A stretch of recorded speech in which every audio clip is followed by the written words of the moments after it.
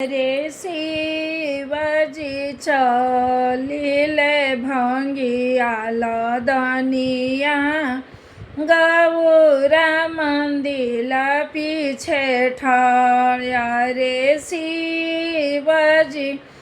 चलिले भंगिया लदनिया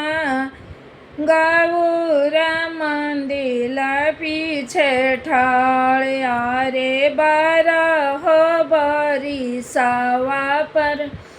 शिव चली आईनी गौरा से पूछे लगले बता रे 12 बरिसवा पर शिव चली आईनी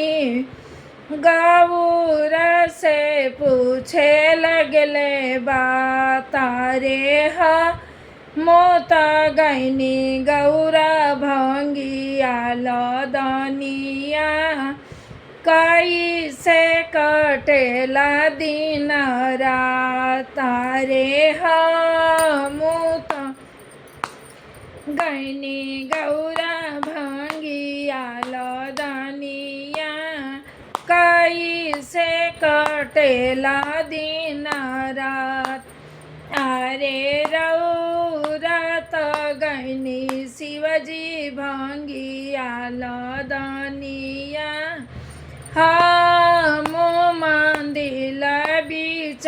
खड़े अरे रौरत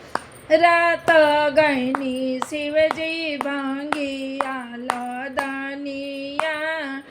हम मंदिर बीच अरे हो बचनिया गो सीता रे हो बचनिया गौरा हम नाही मा न बसूर जकिरियावा तू खा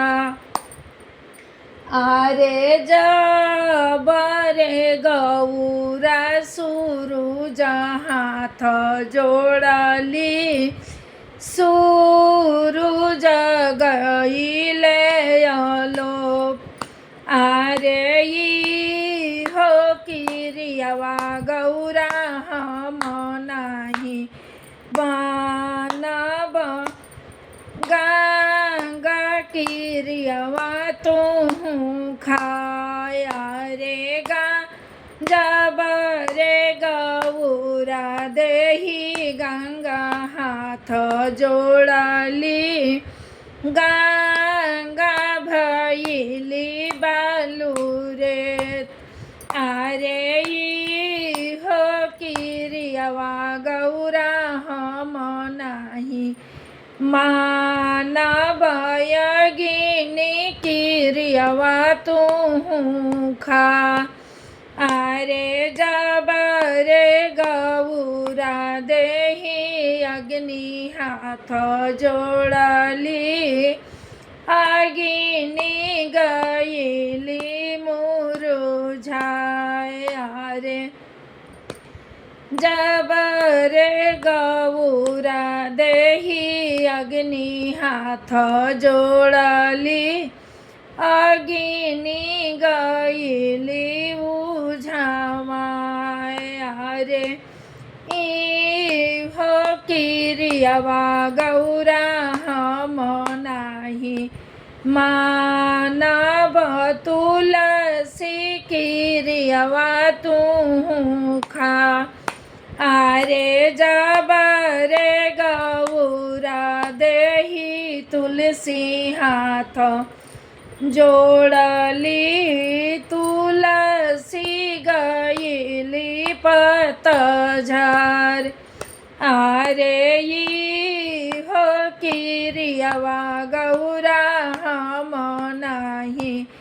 मानव धरती किरियावा तू खा अरे जब रे गौरा देही धरती हाथ जोड़ली